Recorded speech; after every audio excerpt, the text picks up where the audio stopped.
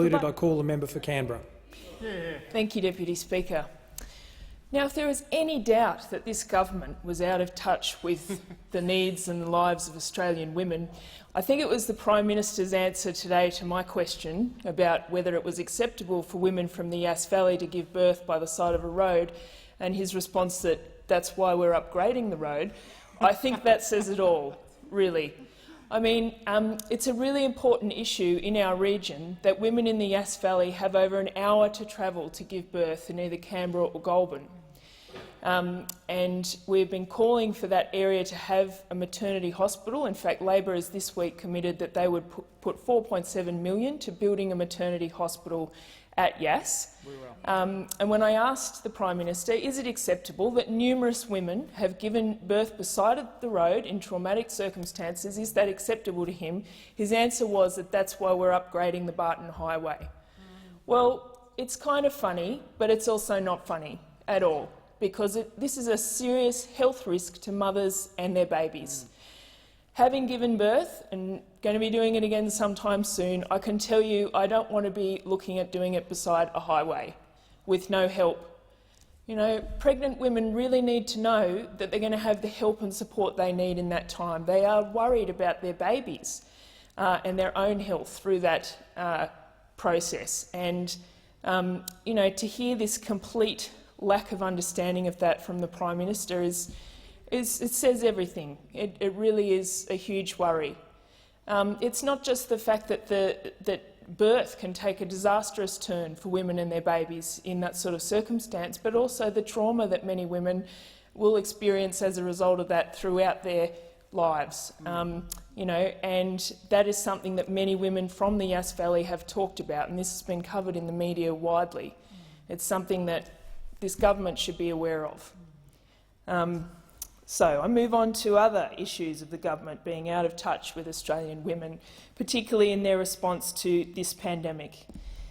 Now, many female-dominated industries have been the absolute heroes of this pandemic. I refer to cleaners, nurses, aged care workers, early childhood educators and teachers. These are the people who have kept us healthy, kept us alive, kept us safe and kept our economy going as this pandemic has pushed us into recession for the first time in almost 30 years. And women have also borne the brunt of the economic downturn. 55% of Australians who have lost their jobs are women, even though the workforce participation rate for women is almost 10% lower than for men. So that's 325,000 women who will have to live with the lifelong consequences of unemployment. And we know these consequences are worse for women. Even before the pandemic, we knew that our economy is not working for Australian women. It's not set up for women to succeed, with women only holding a quarter of board positions in this country.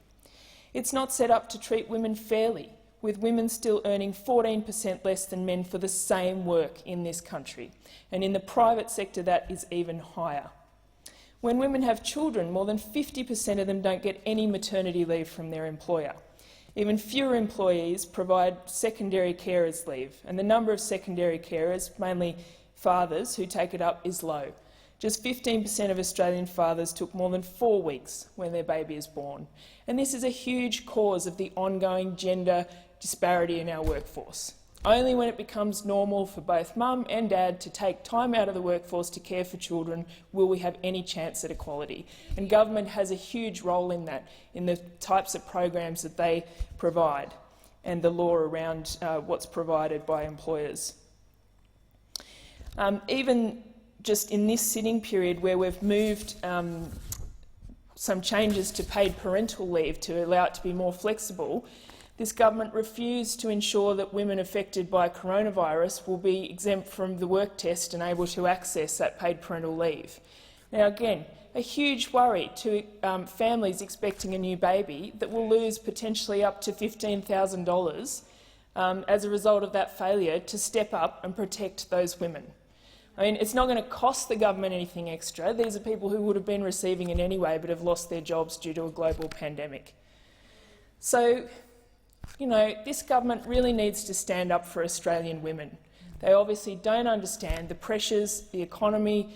You know, the childcare situation is another one where that female-dominated industry is going to be kicked off JobKeeper well before any other industry. Why is that? The member's time